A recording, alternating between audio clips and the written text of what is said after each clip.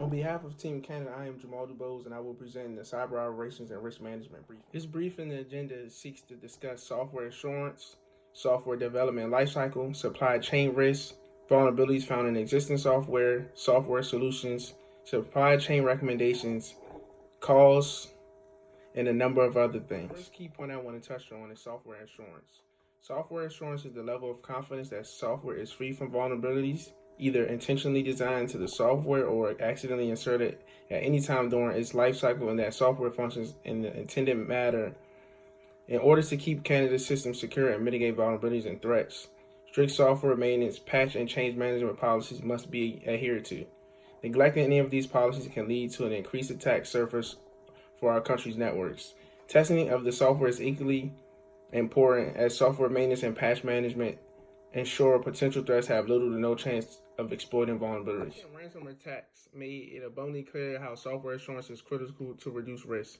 Security needs should be derived from the analysis of information management model. The information management model outlines user, subsystem, external system interaction, and the necessary information flows.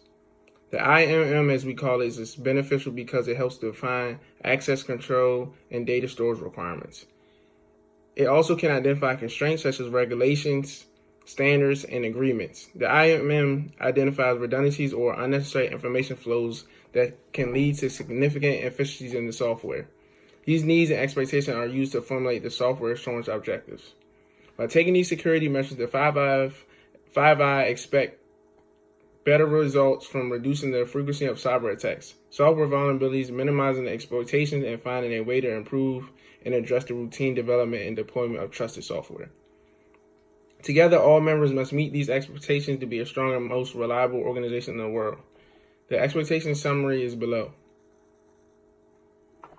By taking these security measures, the 5I expect better results from reducing the frequency of cyber attacks, software vulnerabilities, minimizing the exploitation, and finding a way to improve and address the routine development and deployment of trusted software.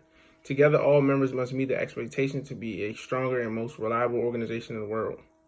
The expectations are to reduce the frequency of cyber breaches, limit all threats, minimize the exploitation, reduce software vulnerabilities, and address and improving software issues if needed.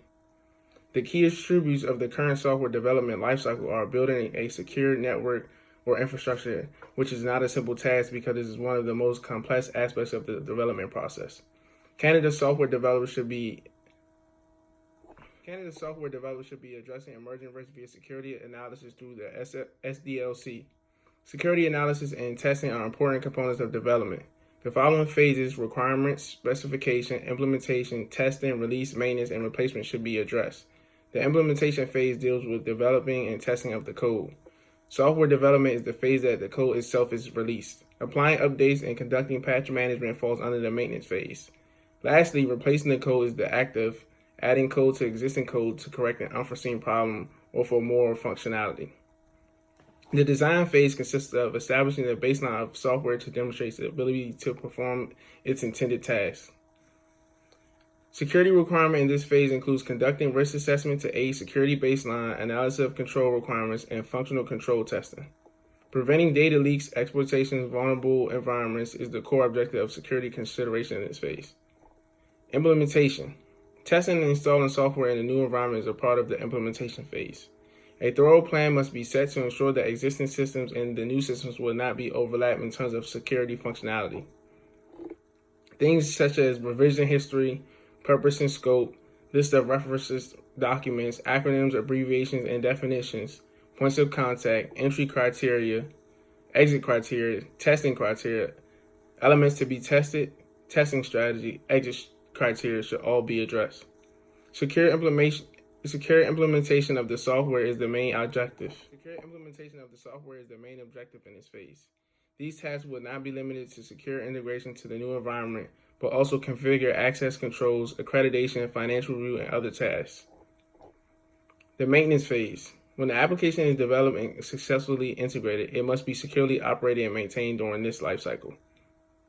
The most common security tasks in this phase includes functional readiness review, system configuration management, review of policies, regulations, and baselines to ensure that the new security controls are aligned with the existing measures.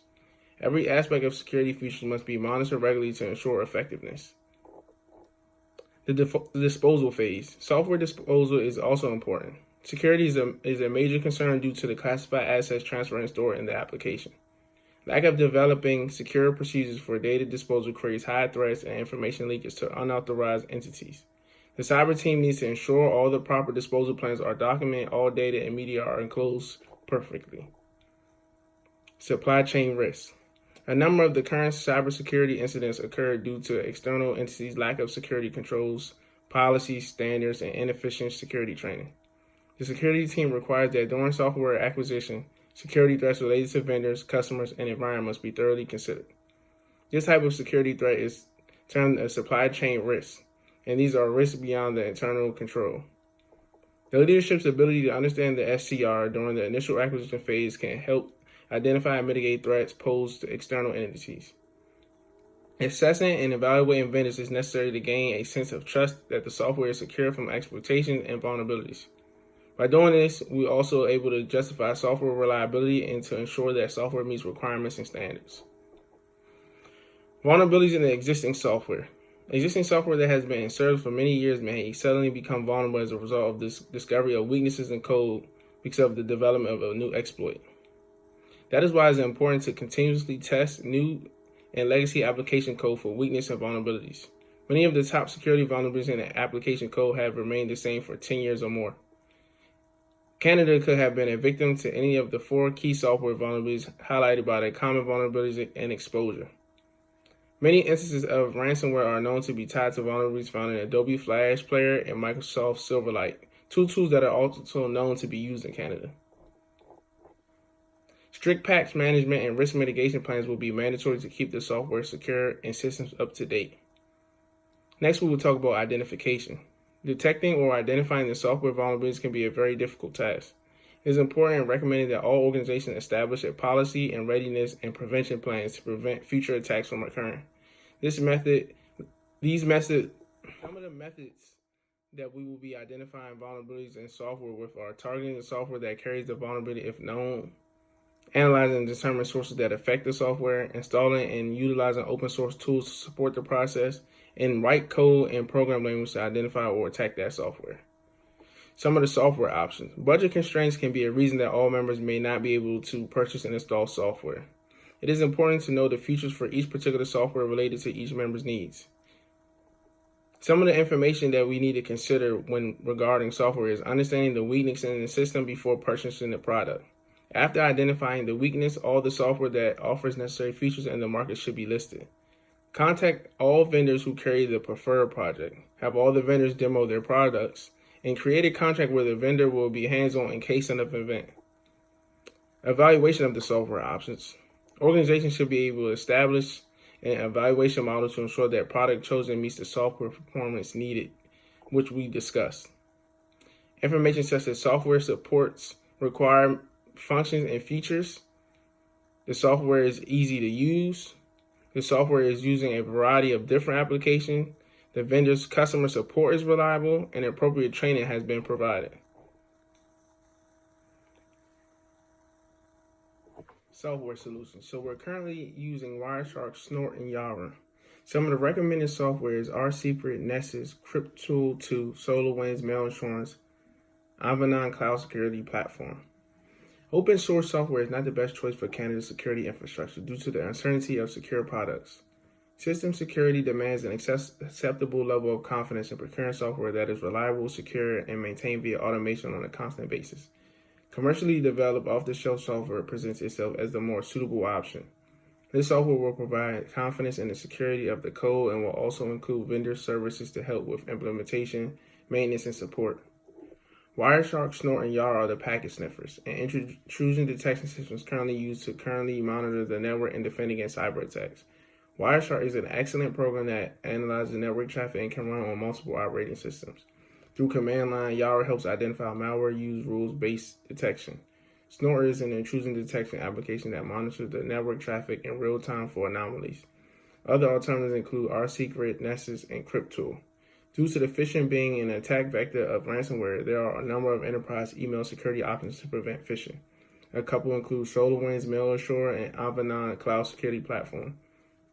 Procuring software that is relevant to the mission of ensuring candidate systems are secure, accessible, and resilient against cyber threats is highly recommended. Lastly, the software should be operated in its most recent update to protect against emerging threats, and employees should be given proper use training to remain knowledgeable of any changes. Deploy enterprise automated patch management tools within the enterprise can drastically protect organizations against security risks and threats.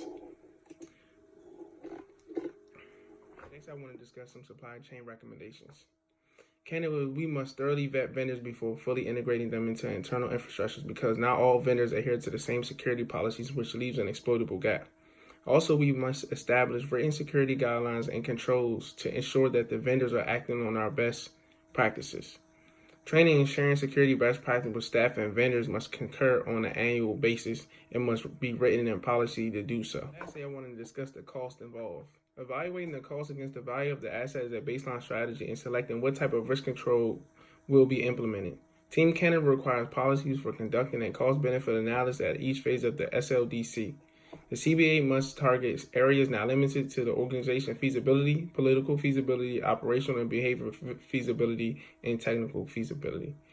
The CBA outcome will contribute to the team's knowledge of the following risk control factors: the cost of developing specific controls on each SDLC phase, the cost of end users training, the cost of physical and technical security implementation, the cost of services during the software security controls life cycle, and the cost of maintenance. To conclude this briefing, this report seeks to provide details and guidance for use during an incident. Software weaknesses and vulnerabilities are the targets for cyber attackers, so developing code securely, testing regularly, and patching as soon as possible are important to decrease the opportunities for criminals to infiltrate networks. This plan also ensures that critical IT infrastructure as assets have a continuity plan so that business operations and resources are not accessible for an extended time.